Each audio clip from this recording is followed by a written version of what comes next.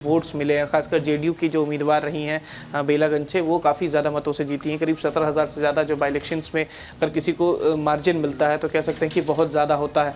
और इसके अलावा 3 सीट और रही, जिसमें कह सकते हैं कि 2 सीटें बीजेपी की रही और एक जीतन राम मांझी की सीट रही।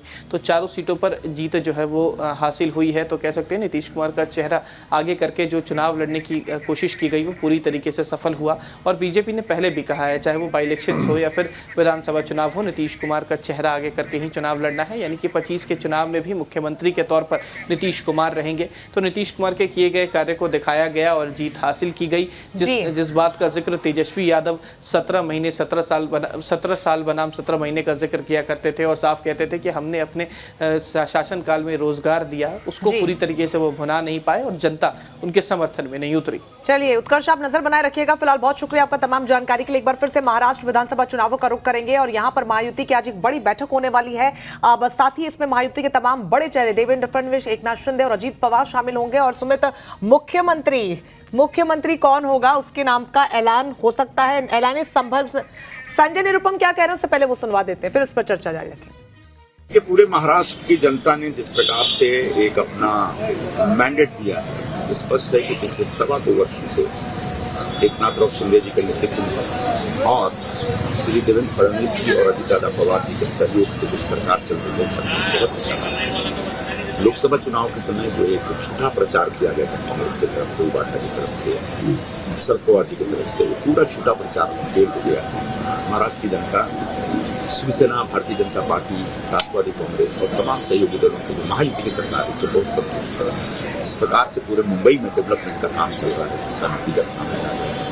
जिस प्रकार से जो लोक कल्याणकारी योजनाएं हमने बनाई और लोगों तक पहुंचाई है, उसका भी असर दिख रहा है। तो स्पष्ट है कि हमारी सरकार बहुत बड़ी बहुमत से आ रही है और ये जो उबाठा वाले, कांग्रेस वाले जो लगातार दुष्प्रचार कर रहे हैं, उसको बंद करना चाहिए। राजनीति नकारात्मकता के साथ नहीं होनी चाहिए, राजनीति हमेशा सकारात्मक होनी चाहिए। अगर कोई सरकार गलत कर रही है तो बेशक उसके ऊपर पॉइंट आउट करना चाहिए, लेकिन सरकार के हर काम का विरोध करना मतलब यह आज का मतदाता स्वीकार नहीं करता।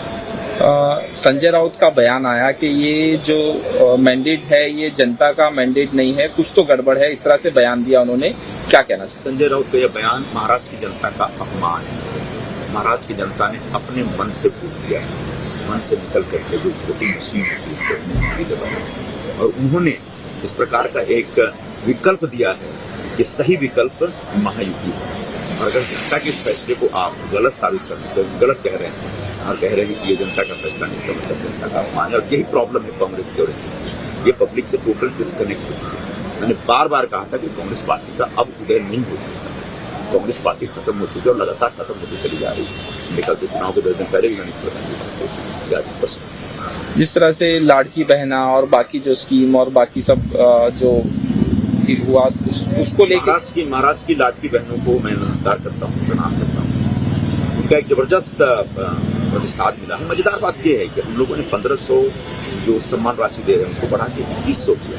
इस पे लाड़की बहनों ने ज्यादा भरोसा किया, जबकि कांग्रेस पार्टी ने 3000 कहने का वादा देने का वादा किया, उस पर भरोसा नहीं किया। क्यों? क्योंकि कांग्रेस पार्टी के ऊपर भरोसा नहीं रहा लोगों। कर्नाटक में इस प्रकार की गारंटी लेकर के वो आए थे, सारी गारंटी थे। हिमाचल में आए थे, सारी गारंटी। इस बार भी जिस तरह से हमने लाड़की बहन योजना शुरू की थी, उसके बाद कांग्रेस पार्टी ने इसका विरोध किया, जो कोर्ट में गए, मुंबई हाईकोर्ट में गए थे, अभी भी नागपुर कोर्ट में जुडिशियल। और उनके एक नेता ने कहा कि हम जब सरकार में आएंगे तो लाड़की बहन आप बंद कर देंगे। और उसके बाद जब चुनाव आते हैं तो अपने मैनिफेस्टो बताते हैं 3000